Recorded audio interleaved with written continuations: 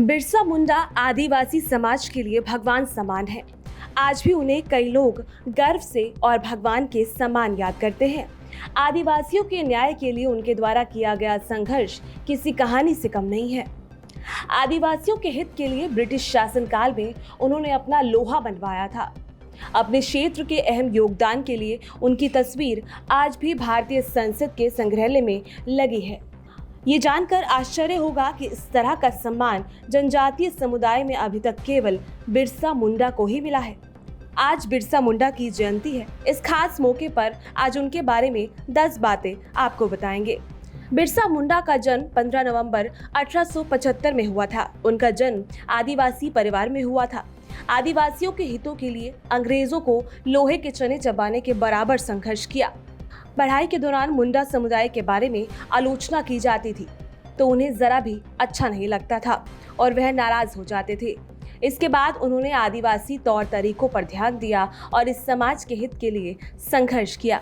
गुलामी के दौरान आदिवासियों का शोषण किया जाता था। उस दौरान ब्रिटिश सरकार की दमनकारी नीतियां चरम पर थी।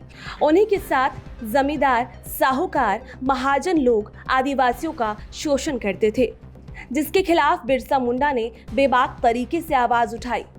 अंग्रेजों के खिलाफ बगावत का बिगुल फूंक दिया। वह सरदार आंदोलन में भी शामिल हो गए। बिरसा मुंडा ने 1895 में नए धर्म की शुरुआत की, जिसे बरसाइत कहा जाता था। इस धर्म के प्रचार प्रसार के लिए 12 विषयों का चयन किया गया था। कहा जाता है कि इस धर्म के नियम बहुत कड़े हैं। आप मांस, मछली, सिगरेट, गुटखा, मदिरा, बीड़ी का सेवन नहीं कर सकते। साथ ही बाजार का या किसी अन्य के यहाँ का खाना भी नहीं खा सकते।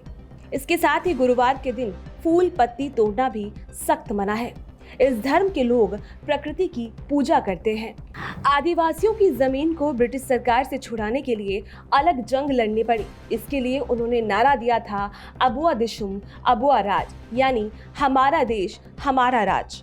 धीरे धीरे कांग्रेस के पैर से ये जमीन खिसकने लगी।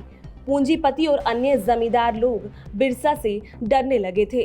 1897 और 1900 के बीच बिरसा मुंडा और अंग्रेजों के बीच युद्ध हुआ, जिसमें करीब 400 सैनिक शामिल थे।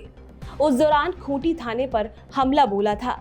1897 में तंगा नदी के किनारे हुए युद्ध में अंग्रेजी सेना हार गई थी। हालांकि पराजय के बाद गुस्साए अंग्रेजों ने आदिवासियों की कई नेताओं की गिरफ्तारी की। जनवरी 1900 के दौरान डोमबाड़ी पहाड़ी पर भी युद्ध हुआ। उसी क्षेत्र में वह सभा को संबोधित कर रहे थे। वहीं दूसरी ओर चल रहे युद्ध में कई शिष्यों को गिरफ्तार कर लिया। इस दौरान बड़ी तादाद में बच्चे और महिलाओं की भी मौत हुई। आखिरकार 9 फरवरी 1900 को चक्रधरपुर में बिरसा मुंडा को भी गिरफ्तार कर लिया गया। जेल जाने के बाद उनका जल्द ही निधन हो गया।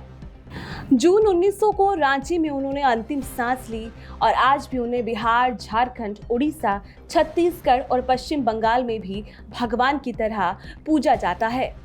उनकी स्मृति में रांची में केंद्रीय कारागार और बिरसा मुंडा के नाम से हवाई अड्डा भी है। Bureau report, MG media news.